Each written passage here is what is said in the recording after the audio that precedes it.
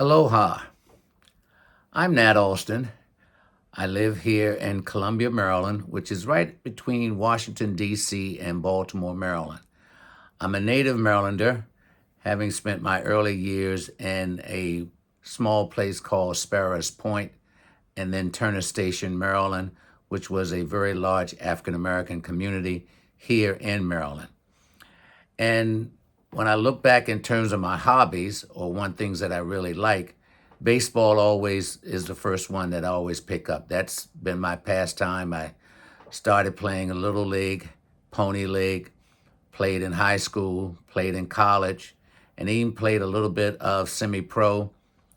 When I couldn't play any more baseball, I switched over to slow pitch softball and played that up until I was well into my senior years. I won't say how many years, but I was playing it for a long, long time.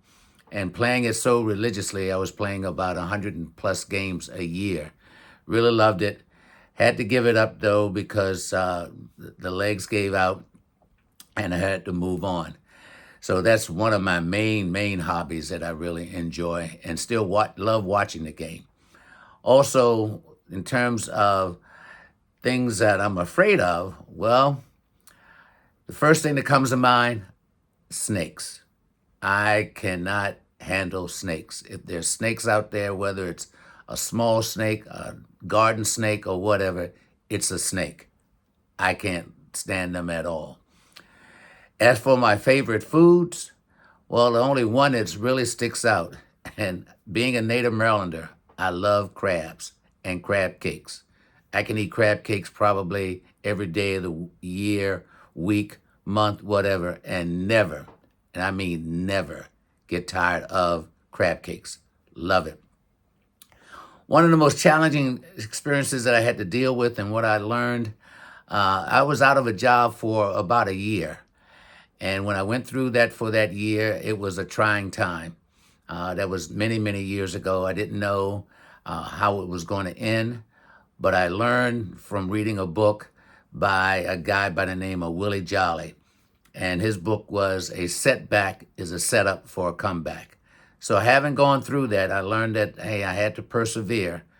But when I got out of it, hey, it was a better opportunity for me. So I couldn't complain about that. So I recommend that book for anyone that's going through any changes.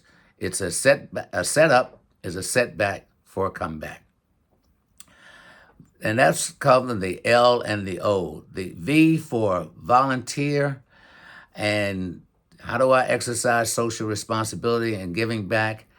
Well, I always want to give back no matter what. I'm a HR person, and anytime that a person is looking for a job or whatever, I'll try my best to help them find one, connect them to a person, anything that I can do to give back, because I understood how it was when I was out there searching and didn't have that many people out there really assisting me. So I look at it now where anything that I can do to give back, I definitely will do that.